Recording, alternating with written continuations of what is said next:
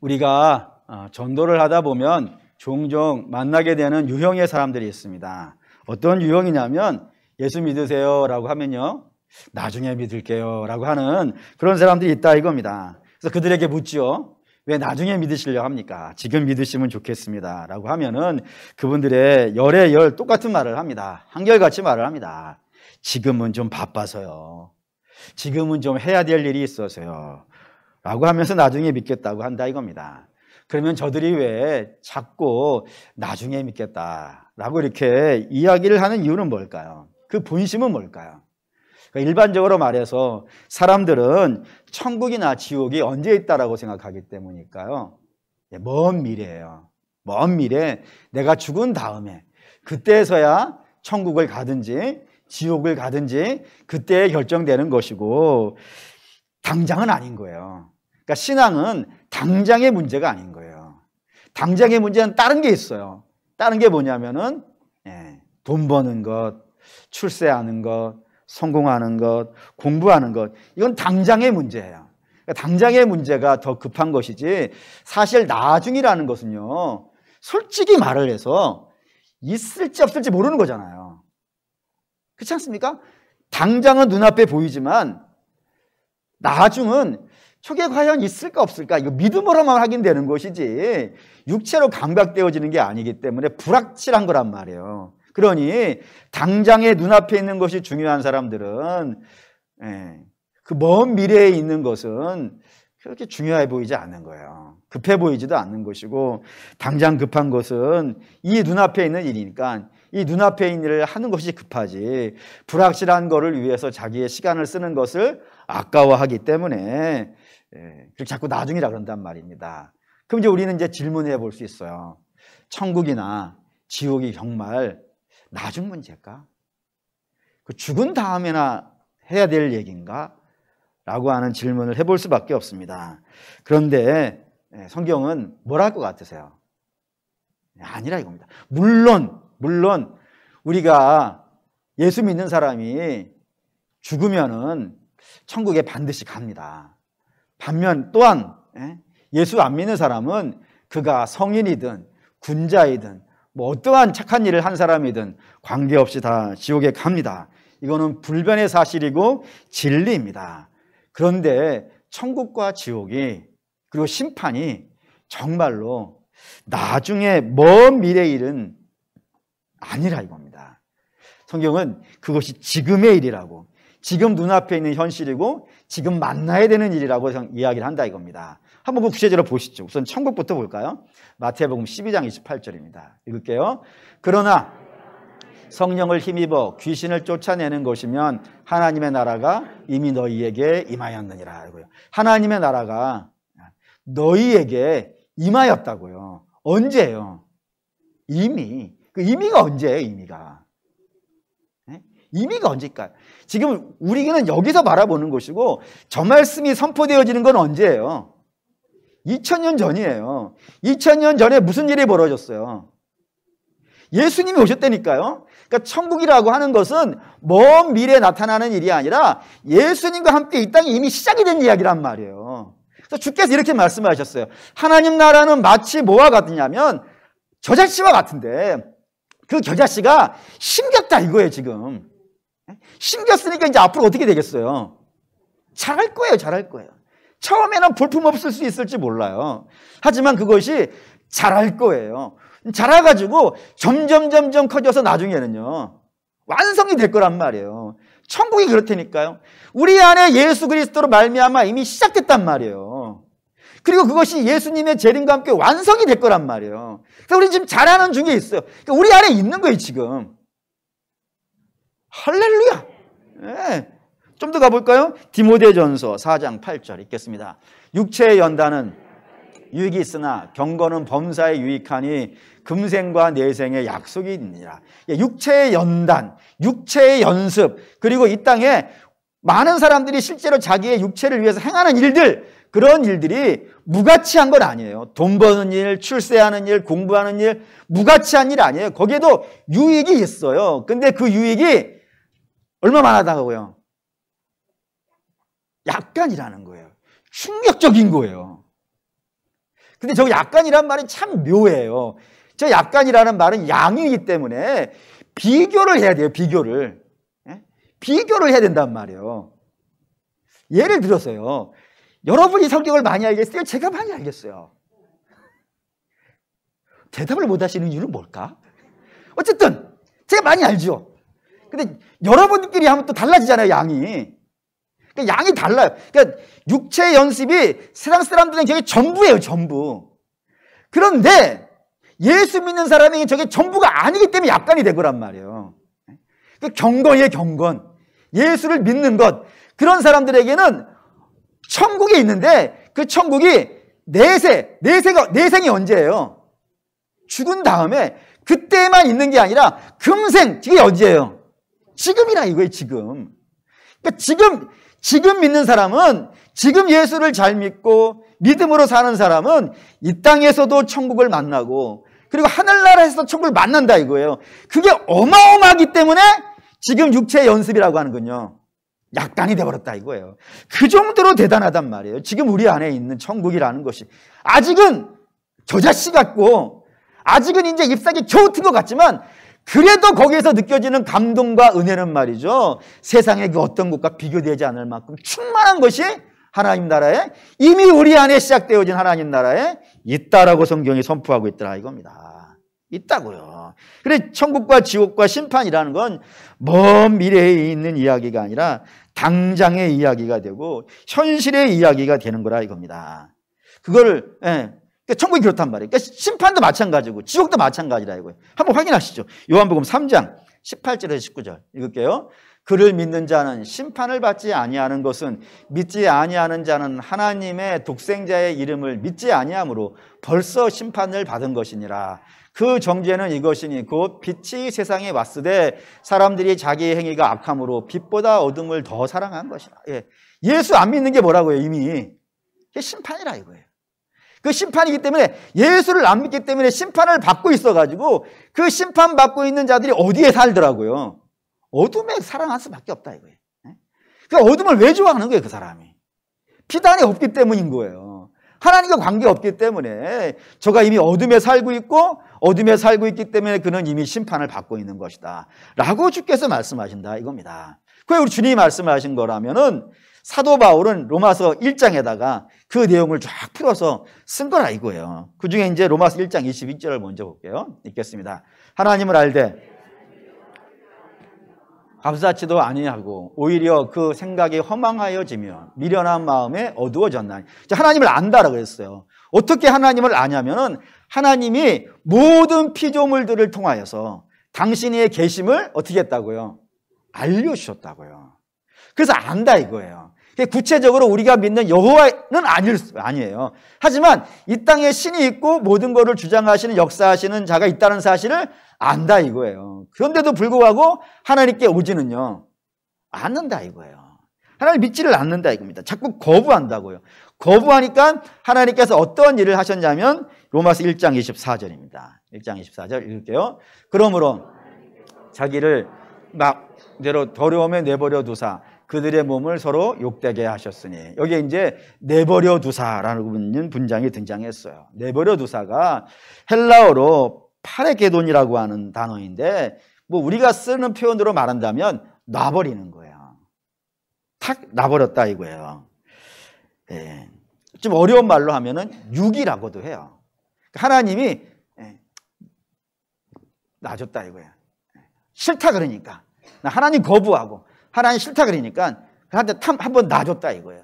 그 놔줘버린 상태가 저 내어버리셨다라고 하는 것인데 저거를 성경은 심판이라고 이야기를 한다 이거예요. 그러니까 굳이 가서 때리거나 그럴 필요 없는 거예요. 그냥 탁 놔버리는 순간 자체가 이미 심판이 받고 있다라고 성경이 설명한다 이겁니다. 왜 그럴까요? 이유가 있어요. 그 이유는 사람이 어떠한 존재인가를 먼저 확인을 하셔야 돼요. 사람이 어떠한 존재냐면 창세기 2장 8절의 존재라고 되어 있단 말이에요. 한번 2장 8절 보시죠.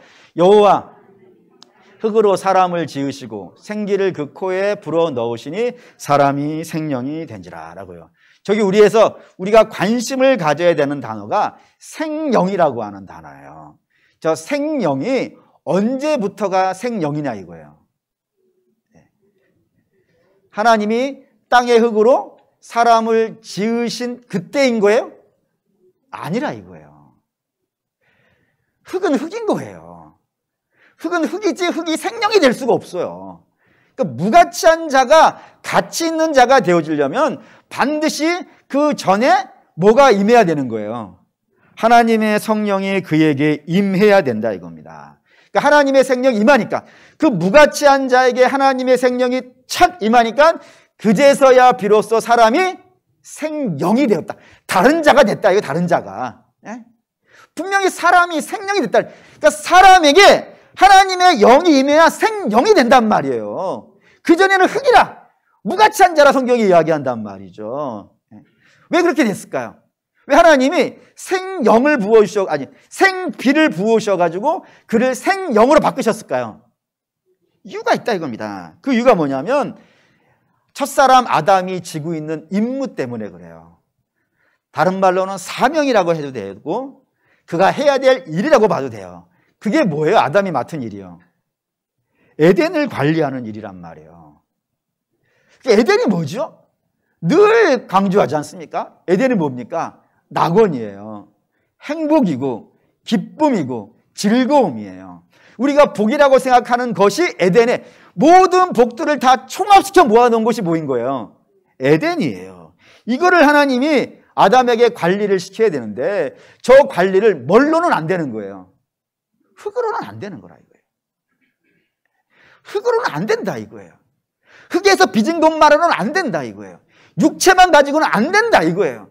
거기에 반드시 뭐가 임해야 된다고요? 하나님의 영이 임해야. 하나님의 영이 임해야 비로소 저거를 관리할 수 있더라 이겁니다. 다시 말하면 사람이 온전한 삶을 살기를 원합니까? 또한 낙원의 삶을 살기를 원합니까? 그러면 반드시 자기 마음대로는 안 되는 거예요. 뭐의 지배를 받아야 돼요? 하나님의 영의 지배를 받아야 돼요. 하나님의 영이 임하여서 그의 머리끝부터 발끝까지 충만하게 그를 지배하고 있어야 된다 이겁니다. 이거를 다른 표현으로 시편 23편을 인용한 찬송가로 여러분들에게 말씀드린다면, 주는 나를 기르시는 목자요, 나는 주님의 어린 양이에요. 양도 보통 양이 아니에요. 양이 이런다면서요. 양은, 우리는 다 양 같아서 그릇 행하여 각기 제 길로 가는 자예요. 양이 그래요. 그럼 어린 양은 어떻겠어요? 더 심하지. 더 심한 자라 이거예요. 그런데 우리 주님께서 그 어린 양의 뭐가 되어주신다고요? 목자가 되어신다 이거예요. 목자가 되어서 지팡이와 막대기로 그를 끌고 가는 거예요. 자꾸 엉뚱한 길로 갈 때마다 붙잡아 오고, 악한 자들 오면 막대기로 치고 지팡이로 땡기고, 그렇게 해가지고 하나님께서 인도하셔야 비로소 어디에 도착하는 거예요? 푸른 풀밭과 실만한 물가에 도착한다 이거예요. 그러니 육체로는 안 되는 거예요. 스스로는 안 되는 거예요. 반드시 하나님의 이끄심과 도우심과 지배하심이 있어야 된다 이겁니다. 그런데 로마서 1장 21절 밑에의 상황은 하나님의 이 간섭이 어떻게 된 거예요? 놔버렸다니까요. 무너져 버렸다니까요. 왜요? 사람이 싫다고 했거든요. 사람이 하나님께 와서, 하나님, 전 제 마음대로 살래요. 제 마음이에요. 제 인생이에요. 나는 하나님의 간섭받지 않고 내가 원하는 대로 내 마음대로 살 테니까 좀 내버려 두세요 라고 이야기를 했다 이거예요. 그래서 하나님이 그래? 그 한번 살아봐 해가지고 탁 놔줬다 이겁니다. 그렇게 해서 하나님의 간섭과 하나님의 지배와 하나님의 인도하심에서 벗어난 사람들이 복된 인생이 되었겠냐 이거예요. 복된 인생이 되었겠냐고요.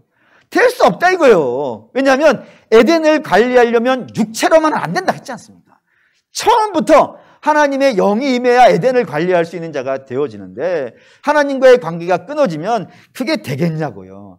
안 되니까 여기 안 되는, 어떻게 사냐면, 안 되고 어떻게 사냐면 두 가지로 산다고 되어 있는 거예요. 그러니까 하나님에게서 떠난 사람은 반드시 두 가지로 사는데, 그 첫째가 정욕대로 살더라 라는 것이고, 둘째는요, 상실한 마음대로 살더라 라고 이 두 가지를 설명해 놨다 이겁니다. 그래서 우리는 이 두 가지를 봐야겠어요. 첫째, 정욕대로 산다는 건 뭐냐면 헬라어로 에피드미아라고 불리는 단어입니다. 이거 뭐 뭐 말 그대로 뜻이 동일해요. 본능대로 산다 이겁니다. 하고 싶은 대로 살고 원하는 대로 살아간다 이거예요. 물론 사람이 하고 싶은 대로 살 수 있죠. 원하는 대로 살 수 있어요. 그런데 그렇게 되어져서 복된 길로 가려면은 사람이 온전해야지. 근데 우리는 죄인이라면서요. 어린 양이라면서요. 그러니 하고 싶은 대로 하면 안 되는 거예요. 원하는 대로 하면 안 되는 거예요. 하나님의 지배와 간섭이 필요하더라 이겁니다. 근데 그거를 거부되어졌기 때문에 저들은 그냥 정욕대로 사는 인생이 되어졌다 이겁니다. 그러면 구체적으로 정욕대로 사는 인생의 모습이 어떤 모습인가? 성경이 이걸 쓰고 있어요. 쓰고 있으니까 쓴 대로 여러분들에게 그대로 전하겠어요. 두 개예요. 두 개. 첫째 하나는 로마서 1장 23절입니다. 있죠? 썩어지지 아니하는 하나님의 영광을 썩어질 사람과 새와 짐승과 기어다니는 동물 모양의 우상으로 바꾸었느니라. 그러니까 하나님에게서 떨어진 사람은 하나님을 믿고 살았던 것이 아니라 우상을 믿고 산다 이거예요. 우상을. 둘 중에 하나를 믿어야 된다고요. 왜 그러냐면 우리 잘 쓰는 속담 있지 않습니까? 소도 비빌 언덕이 있어야 일어나는 거예요. 이게 뭐 아시다시피 소 이야기하는 게 아니지 않습니까? 사람 이야기하는 거예요. 사람이라는 존재는 반드시 무언가를 믿고 살아야 돼요. 의지하고 살아야 되고 따라 살아야 된다 이겁니다. 그때 뭐를 믿어야 될까요, 여러분? 뭘 믿어야 정상일까요? 뭘 믿어야 온전할까요? 하나님이라 이거예요. 온 천지를 지으신 하나님, 온 역사를 주관하시는 하나님, 그리고 우리를 위해 구세주를 보내주신 하나님, 우리 위해 십자가 죽으신 하나님, 우리에게 임하시는 성령 하나님, 그 하나님을 믿고 살아야 비로소 이 땅에서 복 있게 살아가는 것인데 그 하나님을 다른 걸로 대체해버렸다고 해요. 그게 우상이라 이겁니다. 하나님을 믿고 살아야 되는데 하나님이 중심이니까 하나님 믿고 살아야 되는데 그 하나님의 자리에 다른 걸로 채워버렸다고요. 주로 어떤 걸로 채우던가요? 물어보면 사람이 나는 이거 믿고 살아요 라고 하는 사람들이 물어보면 대체로 몇 가지 나와요.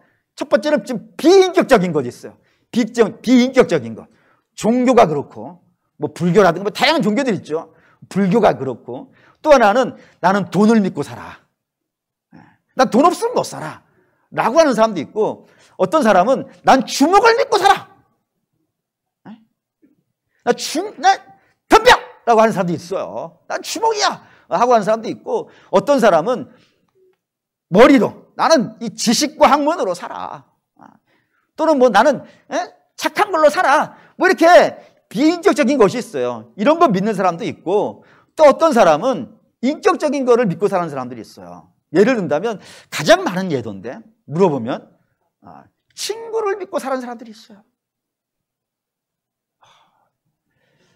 또 부모를 믿고 살아가는 사람도 있고 자식을 믿고 살아가는 사람도 있고 그렇다 이겁니다. 그런 거를 믿고 거기에서 힘을 받고 살려고 해요. 하나님 빼고. 근데 여기 문제가 있다 이겁니다. 뭐가 문제냐면은 하나님은 너무 크신 분이에요. 얼마나 크시냐면 하늘 그리고 그 하늘보다 크신 분이에요. 첫 번째 하늘은 우리 눈으로 보이는 하늘, 두 번째 하늘은 별이 있는 하늘. 그러니까 눈에 보이는 하늘보다 별이 있는 하늘이 더 크죠. 근데 그 하늘보다 더 높은 하늘이라 그랬으니까 우주보다 큰 하늘이에요. 그것보다도 하나님이요 더 큰 분이라 이거예요. 근데 그런 분이 우리 안에 들어올 자리를 만드신 거예요. 창조하실 때. 그럼 우리 안에 세계는 얼마나 크겠어요? 어마어마한 거예요. 우리 안에 우주가 있어요. 어마어마한 세계가 있어요. 여기 하나님이 당신이 들어갈 집을 해놓으신 거란 말이에요. 근데 하나님을 빼버렸으니까 그 공간이 어떻게 되겠어요? 비겠죠. 거기에다가 아까 비인격적인 것 그리고 인격적인 것 그런 것들을 막 집어넣는 거예요. 집어넣어서 채워보려고 하나님 대신에 채워지냔 말이에요. 그게 안 채워진단 말이에요. 그 공간이 너무 큰데 거기에다가 돈을 채우려면 얼마나 채워야겠어요. 더더더더더 그러겠죠. 사람을 채우려고 해보세요. 더더더더 하지 않겠어요? 그렇게 더라도 해가지고 채워지면 다행이지만 그렇게 더해서도 안 채워진단 말이에요. 그래 거기에 날마다 분쟁과 원망과 시비가 있지. 그래서 사람을 의지하면 사람 때문에 상처를 받아요. 돈을 의지하면 돈이 언젠간 떠나버려요. 채워지지 않는 것이 있더라 이겁니다. 그렇지만 자꾸 더하면 채워질 것 같아가지고 더 하다 보니까 어떤 인생이 되어지냐면 탐욕스러운 인생이 되어진 거예요. 여러분, 탐욕스러운 인생이 얼마나 비참한지 아십니까?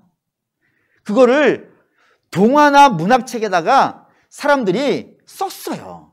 예를 들어서 서양 문화권에서는 탐욕스러운 사람을 상징하는 두 사람이 있어요.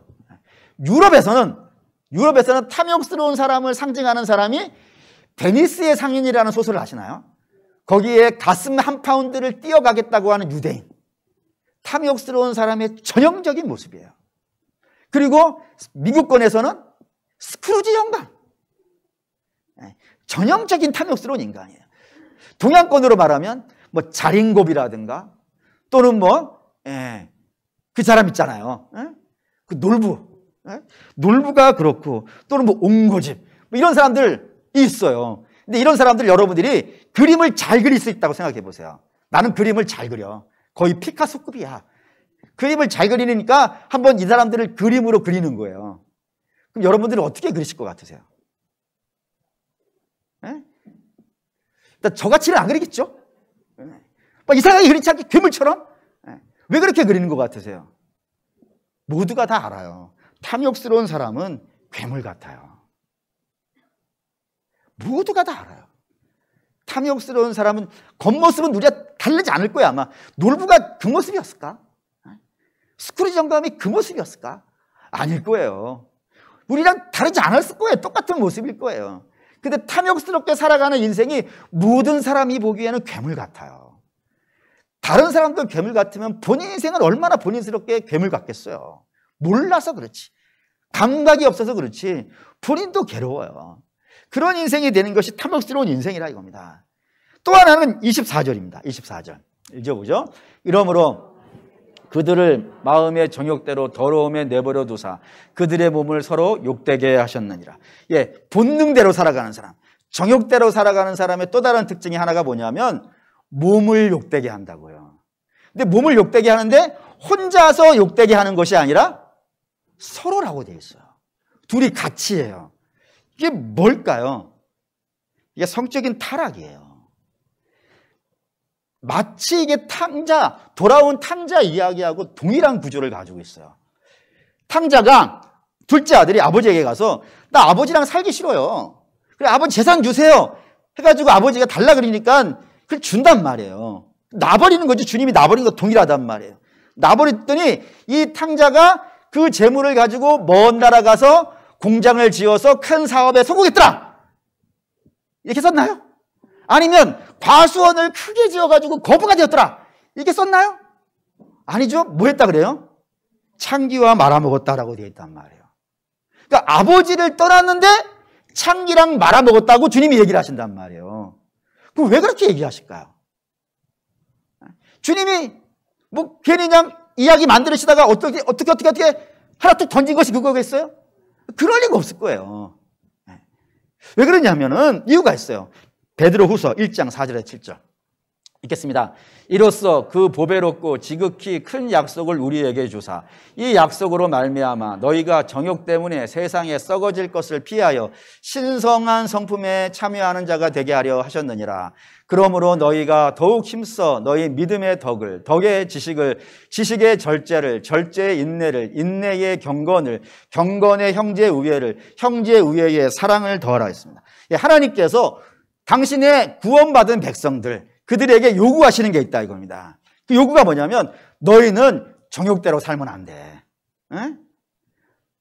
내가 얘기했지. 너희는 정욕대로 살면 안 되고 너희의 삶을 어떤 해야 되냐면 신성한 성품에 참여하는 인생이 돼야 돼. 응? 옛날 성경에는 신의 성품이라고 그랬어요. 여기 정욕대로 살지 말고 내가 너에게 간섭할 거니까 너희는 이제 신성한 성품에 참여하는 자가 되라 한단 말이에요. 근데 그 신성한 성품의 첫 번째가 뭐라고 나오는 거예요? 믿음으로 등장하고 있는 거예요. 그러니까 믿음은 우리가 만들어낸 게 아니에요. 하나님이 우리에게 은혜로 주신 거란 말이에요. 그래서 믿음을 탁 주시면서 간섭을 시작하신 거란 말이에요. 그래서 믿음이 들어왔어요. 그럼 믿음이 우리 안에서 역사하겠죠? 아멘입니까? 역사하는 거예요. 믿음이 막 역사해가지고 쫙쫙쫙쫙쫙 해가지고 자라가지 않겠습니까? 자라는 결과가 뭐냔 말이에요. 사랑으로 등장하는 게 굉장히 재밌는 이야기란 말이에요. 무슨 뜻이 이해가 될까요?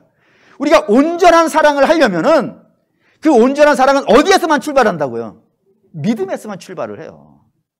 하나님을 향한 믿음에서부터 자라가야 비로소 사람이 온전한 사랑을 하는 거예요. 그러니까 믿음에서 출발하지 아니하면 온전한 사랑이요, 안 나온다 이거예요. 그러니까 믿음과 사랑은 이렇게 연결되어져 있는 개념이 된다 이겁니다. 이게 왜 중요하냐면 예를 들어 볼게요. 성경이 굉장히 중요하게 여기는 제도가 하나가 있어요. 그게 뭐냐면 결혼이에요. 결혼을 성경이 굉장히 중요하게 여겨요. 얼마나 중요하게 여기냐면은 동양 문화권에서는 결혼은 일륜지 대사예요. 사람과 사람이 만나서 할 수 있는 최고의 일이에요. 그래서 사람과 사람이 자기들끼리 약속해서 만난 거니까 사람이 자기들 마음대로 깰 수 있어요, 없어요? 깰 수 있죠. 우리 가문하고 안 맞아. 그럼 깰 수 있는 거예요. 자기들끼리 계약한 거니까. 그런데 성경은 결혼을 자기들만, 사람들끼리 모여가지고 한 거라고 하지 않는단 말이에요. 어떻게 했다 그런 거예요? 하나님이 하신 일이에요. 아담을 재우시고 그에게 뼈를 빼서 그 위에 살을 입히셔가지고 하와를 만드셔서 내비두고 니들끼리 만나라 안 만나라 가만히 보자 이렇게 하셨단 말이에요. 데리고 와가지고 니네들이 결혼해? 해가지고 결혼을 시켰단 말이에요. 이걸 다 누가 주도했단 말이에요? 하나님이 주도하셨단 말이에요. 그러니까 결혼을 하나님이 만드신 거예요. 그렇기 때문에 함부로 다룰 수가 없어요. 함부로 다룰 수 없어요. 심지어는 우리 자녀들에게 좀 미안한 표현일 수 있겠지만 자식보다 배우자가 더 중요해요. 그게 성경의 법이에요. 왜요? 배우자가 없으면 자녀는 없어요. 하나님 먼저 시킨 거는 부부의 결혼이에요. 그 정도로 결혼을 하나님이 굉장히 중요하신 게 한단 말입니다. 근데 그때 결혼을 시킬 때 조건이 하나가 있었어요. 그 조건이 뭐냐면 남자 하나에 여자 하나예요. 여기 하나님의 법이에요. 그러니까 남자 하나의 여자들 또는 여자 하나의 남자들 하나님의 법이 아니에요. 그 믿음에서 나온 것이 아니에요. 하나님 인정하지 않는다 이겁니다. 그건 악하다 이거예요. 그럼 이런 질문을 할 수 있어요. 목사님, 성경에 보니까 아브라함도 그렇고 다윗도 그렇고 뭐 솔로몬은 말할 것도 없고 굉장히 많은 믿음의 사람들이 부인을 여럿 거느리고 있던데요. 이렇게 얘기할 수 있어요. 물론 그들이 믿음의 사람이기도 하고 그런 일을 했다는 것도 맞아요. 하지만 맞다고 해서 옳은 건 아니에요. 다시 말하면 그 아브라함도 뭐 또 야곱도 그리고 뭐 다윗도 그들이 죄인이라는 증거예요. 하나님의 구원을 받아야 되는 거예요. 그래서 죄의 증거로 나온 것이지 의의는 없으니까 그들의 죄의 모습으로 그걸 등장시킨 것이지 하나님이 그걸 인정해 줬다? 그런 건 아니란 말입니다. 그러니 그건 옳지 않은 거예요. 그래서 반드시 새로운 뭐 배우자를 만나야 될 이유가 있다면은 두 가지 상황이 있어야 돼요. 하나는 이혼을 하든지 아니면 사별을 하든지 그래서 결혼 관계가 해소돼야 돼요. 해소된 다음에 비로소 새로운 배우자 만나는 것이 하나님의 법이라 이겁니다. 그런데 정욕대로 사는 사람은 이 법을 깨더라 이거예요. 내 마음이니까 내가 누구를 만나면 어때? 이렇게 되어져 가더라 이겁니다.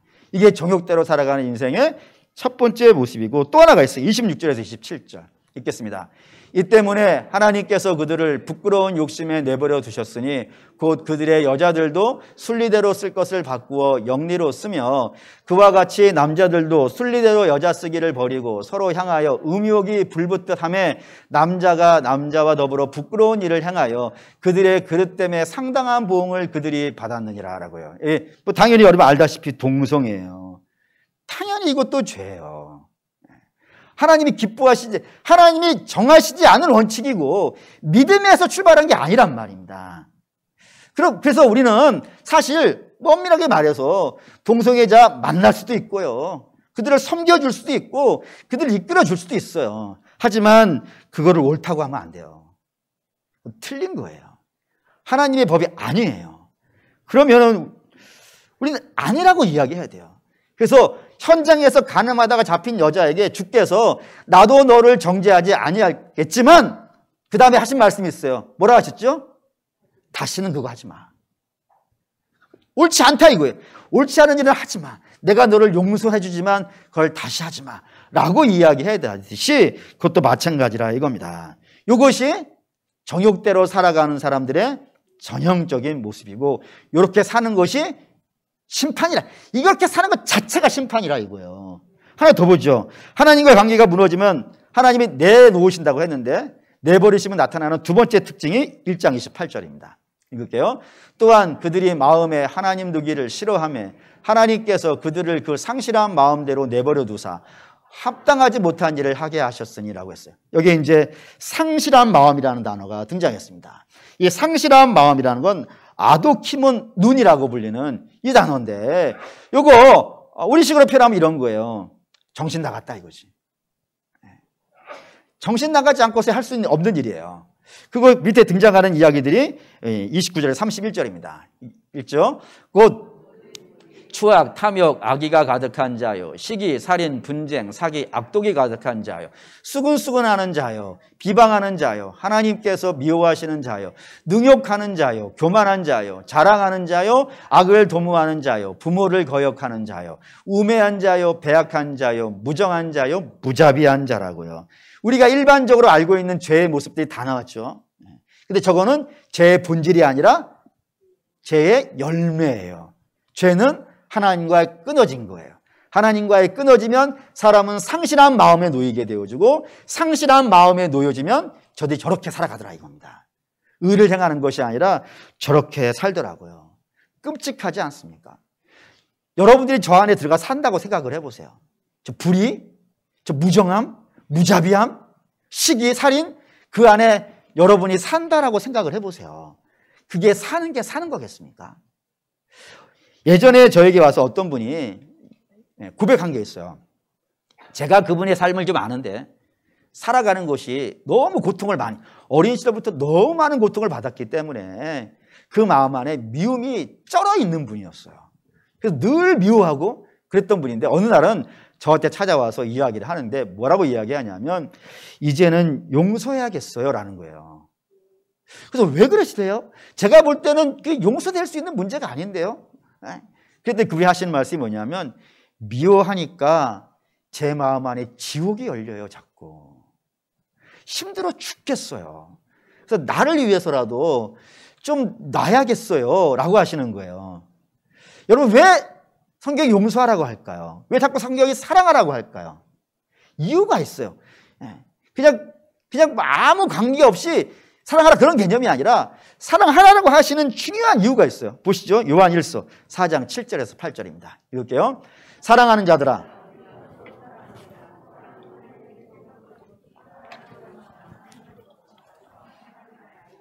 사랑하지 아니하는 자는 하나님을 알지 못하나니 이는 하나님은 사랑이심이라 했습니다. 예. 우리가 동의하다시피 우리가 또 성경에 있다시피 사람이 처음에 만들어질 때 그 모델이 있었어요. 그 모델이 뭐예요? 하나님의 형상이에요. 하나님의 형상을 따라 사람을 만들었기 때문에 하나님의 형상이 우리 안에 있어요. 근데 물론 깨졌지. 파괴됐어요. 파괴되어졌지만 그 잔재와 남은 것이요 우리 안에 남아있어요. 남아있어요. 그래서 사람은 하나님 형상이 일부라도 남아있는데 그 중에 하나가 뭐냐면은 하나님은 뭐라고요? 사랑이라고요. 그래서 그 사랑이 우리 안에 있는 이유예요. 파괴되었지만 온전치는 못하지만 그 사랑이 우리 안에 있어요. 근데 이게 중요한 거는 4장 12절 때문입니다. 읽죠? 어느 때나 하나님을 본 사람이 없으되 만일 우리가 서로 사랑하면 하나님이 우리 안에 거하시고 그의 사랑이 우리 안에 온전히 이루어지느니라라고요. 우리가 사랑할 때 어떤 일이 벌어진다고요? 우리 안에 하나님의 사랑이 온전해진다고요. 그럼 하나님의 사랑이 온전해지면 기쁨을 누리겠어요? 안 기쁨을 누리겠어요? 안 기쁨을 누린다는 게 이상하네. 기쁨을 누리겠어요? 아니면 슬픔을 누리겠어요? 기쁨을 누리죠. 근데 반대로 누군가를 미워하고 질투하고 시기하고 원망하고 그러면요. 하나님 사랑이 우리 안에 이루어지겠습니까? 안 이루어져요. 안 이루어져요. 그게 안 이루어지면 그 자체가 여러분 고통이고 심판이에요. 그러니 그런 사람 살지 말라 이겁니다. 그 중에 저 불의한 내용들 중에 하나가 부모를 거역하는, 이건 좀 꼭 여러분에게 말씀을 드리고 싶어요. 부모를 거역하지 말라라고 부모를 거역한다라고 되어져 있는데, 이게 왜 중요하냐면 부모와 자녀 간의 관계가 있지 않습니까? 이 관계가 잘 돼야 돼요. 그래야 거기에 천국의 모습을 볼 수가 있어요.